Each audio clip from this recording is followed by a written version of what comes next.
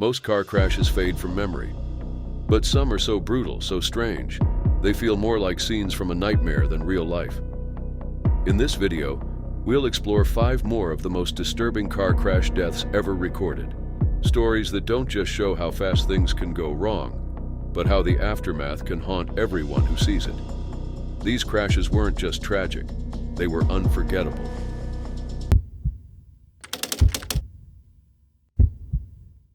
It was November 1st, 2016, in McMinn County, Tennessee. 17-year-old Hannah Eimers was on her way to school with a friend. The night before, she had attended a Halloween costume party and stayed over at a friend's house. That morning, they left early, heading back home. But they never made it. While driving north on Interstate 75, Hannah's car veered off the road near Neota. She tried to steer it back, but the vehicle swerved toward the median and slammed into a guardrail. This guardrail, called the Lindsay X-Light, was supposed to reduce the force of the crash. Its design was meant to telescope inward, slowing the car down. But it didn't work as intended. Instead, the steel rail pierced through the driver's side, hitting Hannah in the head and chest. The rail went through the car and stopped only after pushing her into the back seat. She died on impact. The car dragged the metal about 15 to 20 feet before stopping. Her friend in the passenger seat survived with just a minor cut. Hannah was the oldest of 10 siblings in a blended family. She was talented, fluent in multiple languages, skilled in music, and gifted in acting and cosplay. She had earned her high school diploma at 15 and had a strong passion for working with children with special needs, even learning sign language to better connect with them. Her father, Steve Eimers, was crushed by her loss.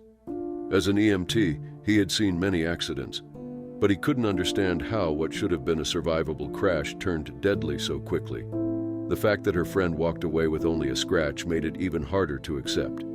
Then, 4 months later, something shocking happened.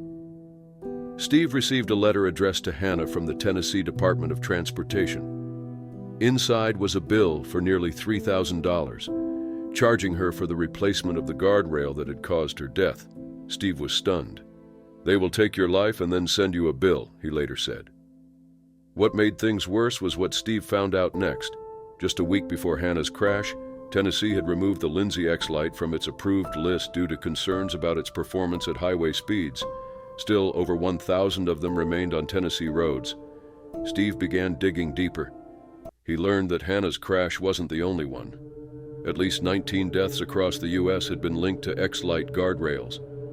In many of those cases, the guardrails didn't collapse like they were supposed to. Instead, they acted like a spear, tearing through vehicles. Steve turned his grief into action. He traveled over 20,000 miles, inspecting X-Light installations in more than 15 states.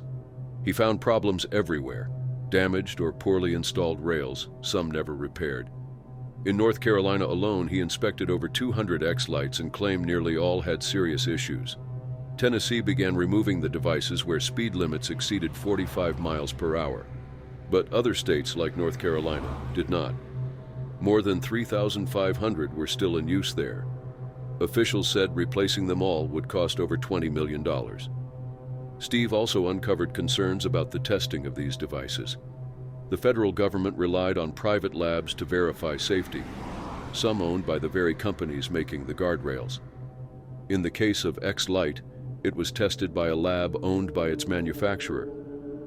A 2016 government report called this a serious conflict of interest. Thanks to advocacy from Steve and others, a rule added to the 2021 infrastructure bill now requires independent testing of highway safety equipment. But for families like his, it came too late. Other families have filed lawsuits too. In one case, Lauren Butel and her stepbrother Jacob Davison died in a similar crash involving an X-Light in Tennessee. Her family settled with the company in court. Steve also sued Lindsay, who denied responsibility, claiming someone else may have built the guardrail. But Steve believes they are responsible. To this day, he's still fighting, writing letters, making calls, and supporting families who lost loved ones. He's not stopping anytime soon. Hannah was laid to rest days after the crash. Her family remembers her as smart, kind, and full of life. But for Steve, she wasn't just lost in a crash. She was failed. By a product, by the system, and by the letter that came after.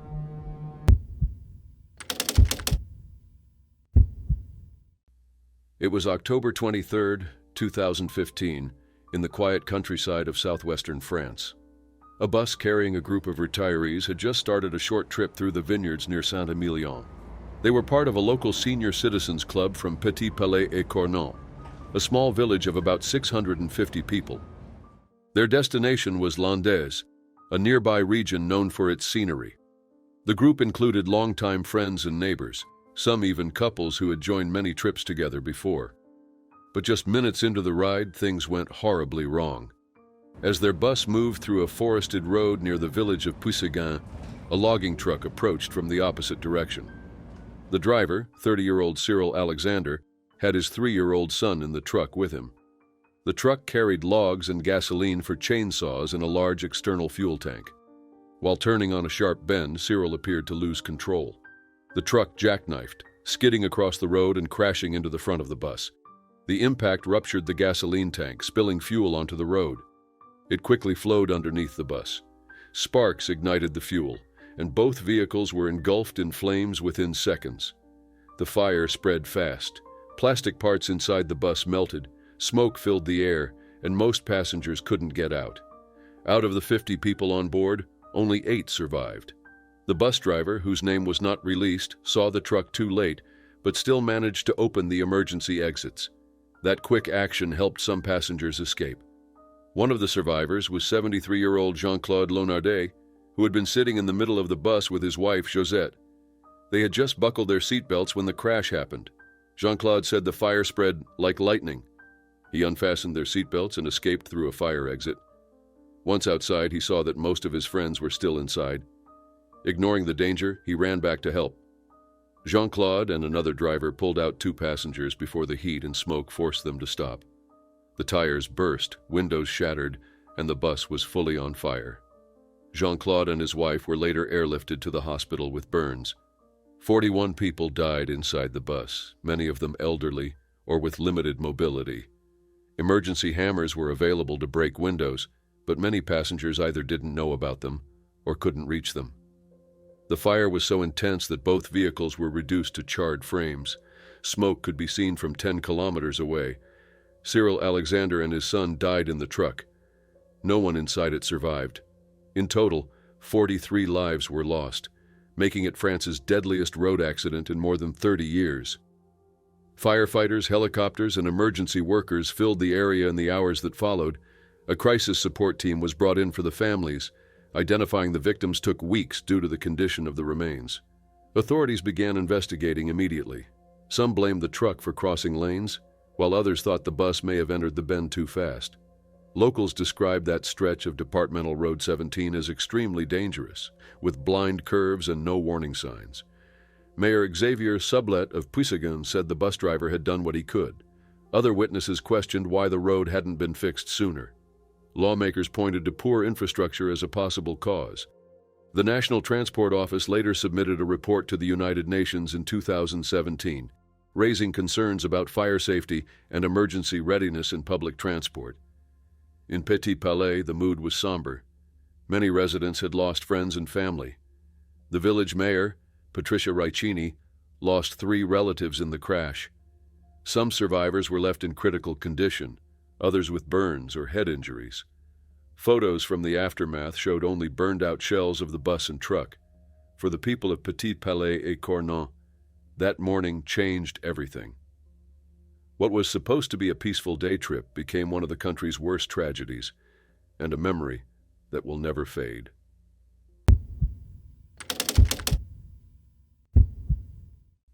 It was August 4th, 2022, in Windsor Hills, Los Angeles. Around 1:30 p.m., the intersection at La Brea and Slauson was busy with traffic and people going about their day.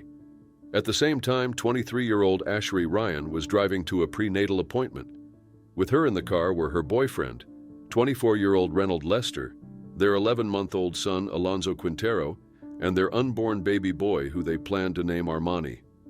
They were on a short, routine drive, but they never made it. As their Jaguar passed through the intersection, a black Mercedes-Benz approached from the opposite side, fast. Driving the car was 37-year-old Nicole Lorraine Linton, a traveling nurse from Houston, Texas. For reasons still being argued in court, She never slowed down. Her car was going 130 miles per hour in a 35 miles per hour zone.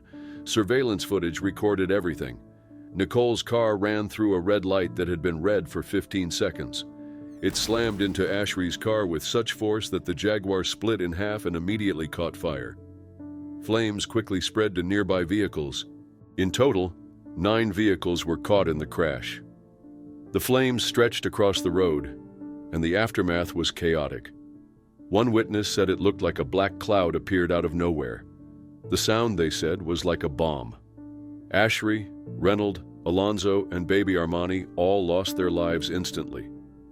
2 other women in a nearby Nissan, 43-year-old Nathesia Lewis and 38-year-old Lynette Noble, were also killed. They had just been heading to the mall. 6 lives were lost in just seconds. Nicole survived with moderate injuries. She was arrested at the scene and has been held without bail ever since. She now faces 6 serious charges and could face up to 90 years to life in prison if convicted. Investigators found that Nicole had fully pressed the gas pedal for 5 seconds before the crash. The car's speed went from 122 miles per hour to 130 at impact.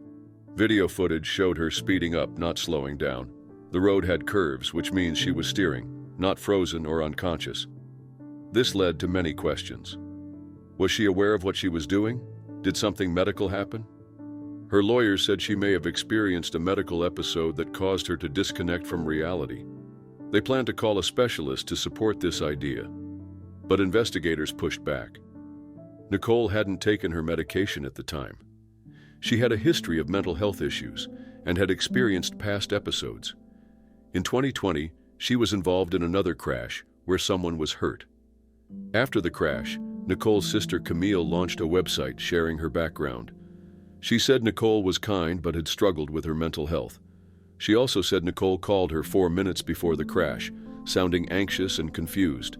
The site offered condolences but was met with strong criticism from victims' families. Officials later found Nicole had searched questions online like, "Can you see your death coming?" just days before the crash. Prosecutors used this and other signs, including her emotional state at work that day, to argue she was not unaware of her actions. A year later, on August 4, 2023, a memorial was set up at the crash site. It was named the Slauson 6 Memorial in honor of all 6 victims. A bench, garden, and images of the victims, including an ultrasound of Armani, were placed at the site. Doves were released for each life lost. Calls for safer roads followed. Local leaders ordered traffic studies and safety upgrades. Community members demanded change. Nicole has pleaded not guilty and is still waiting for trial. In August 2024, a judge confirmed there was enough evidence to continue. For the victims' families, that day in August remains a moment that changed everything, all because of one decision made in just 5 seconds. It was March 22, 2022 in Tishomingo, Oklahoma, a small town of just over 3,000 people. That day, 6 teenage girls, Gracie Machado, Brooklyn Triplett, Austin Holt, Madison Robertson, Addison Gratz, and Memory Wilson, left their high school campus during lunch break. Packed into a small 2015 Chevy Spark, they were heading out together like any group of close friends. Less than an hour later, all 6 were gone. The crash happened at a spot known locally as the Y, where State Highway 22 meets U.S. Highway 377. It's a tricky Y-shaped intersection with limited visibility and a sharp curve that has long concerned locals. Many said it was dangerous and confusing, especially when trying to pull into oncoming traffic. Around 12:30 p.m., the girls were driving east on Highway 22. They stopped at the sign, then began turning onto US 377. At the same time, a large rock-hauling semi-truck driven by 51-year-old Valentin Burton was approaching. Burton, a grandfather and volunteer firefighter, couldn't stop in time. The truck hit the Chevy Spark on its side and pushed it nearly 300 feet. The car, which was built for 4 people, had 6 inside. According to investigators, only the front 2 passengers had seatbelts on. The crash crushed the vehicle. Emergency responders found the car torn apart. 4 of the girls, including the 16-year-old driver, died at the scene. The other 2 passed away shortly after arriving at the hospital. All of them were between 15 and 17 years old. Their names quickly became known in the community. Gracie Machado was called a best friend by her sister Sadie. She posted a photo of the two hugging with a broken heart emoji. Brooklyn Triplett was a cheerleader and softball player. Tributes described her as loyal and loving. Austin Holt, a member of Future Farmers of America, was known for showing her prize hogs. Her family said she was bright and full of life. Madison Robertson's aunt called her a beautiful soul, and her sister wrote online, "Rest peacefully, baby girl." Addison Gratz, also known as AJ, was deeply loved by her grandfather. He wrote that a part of him died that day. Memory Wilson had a young daughter. Friends said she had a kind heart and always made time for her child. Photos of the crash showed the Chevy Spark completely destroyed. A pink steering wheel cover was still visible inside the wreckage. According to Oklahoma Highway Patrol, the crash happened just after a sharp 90-degree curve on US 377. The truck driver, who was wearing his seatbelt, was not injured and has not been charged. Investigations by state authorities and the National Transportation Safety Board are ongoing. Experts raised concerns about teen drivers carrying multiple underage passengers. Research shows that the risk of a crash increases by 44% with one underage passenger and rises with each additional one. The presence of an adult over 35, however, reduces the risk. Another major factor was seatbelt use. In Oklahoma, passengers over 7 aren't legally required to wear one in the back seat. Some say that rule may have played a role. As safety expert William Van Tassel explained, people without seatbelts can injure others inside the vehicle during high-speed impacts. The crash devastated Tishomingo. Signs reading "Tishomingo Strong" appeared across town. Country singer Blake Shelton, who owns a ranch nearby and lost his own brother in a car crash, shared his condolences and said the community was heartbroken. Classes resumed the next day, but the focus was on supporting students. Counselors were available throughout the day, and the community planned a candlelight vigil on the school's football field that Friday. Tributes flooded social media. But some people posted hurtful comments about the girls not wearing seatbelts, sparking outrage from families and friends. Locals also renewed calls to fix the intersection. Brad Sneed, a lifelong resident, said people had warned about it for 50 years. The Oklahoma Department of Transportation said they were aware of the danger and would evaluate the area. The investigation continues, but one thing is clear. Tishomingo will never forget what happened that day. 6 young lives were lost, and the town is still trying to heal.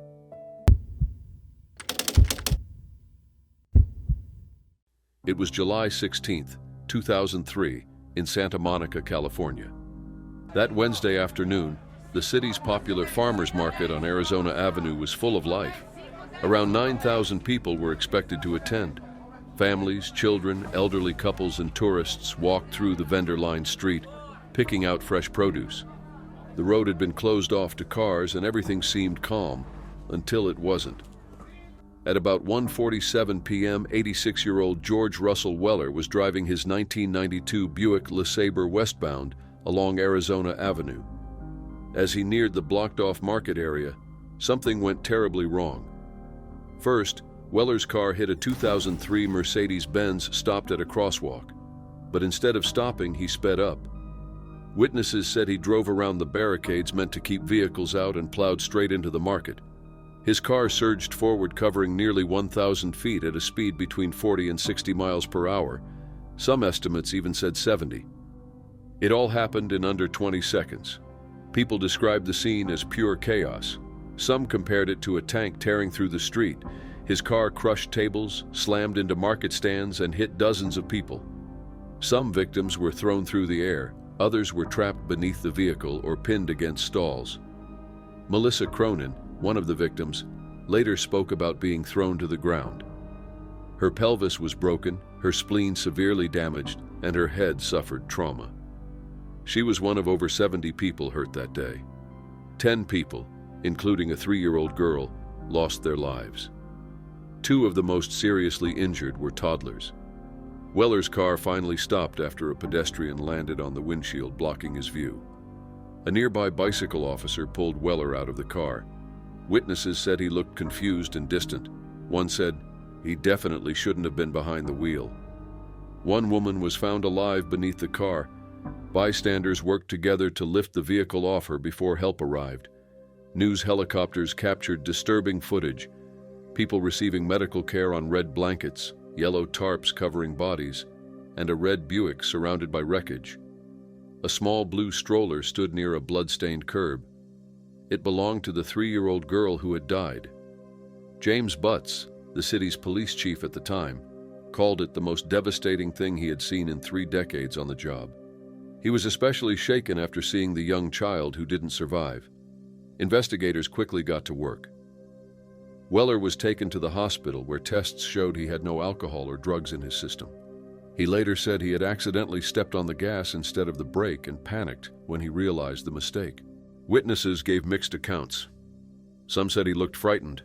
Others said he seemed strangely calm, even smiling and hugging people after leaving the police station. Police didn't arrest Weller right away. They said he wasn't likely to flee. He walked with a cane and was sent home. His lawyer released a statement saying the family was deeply sorry.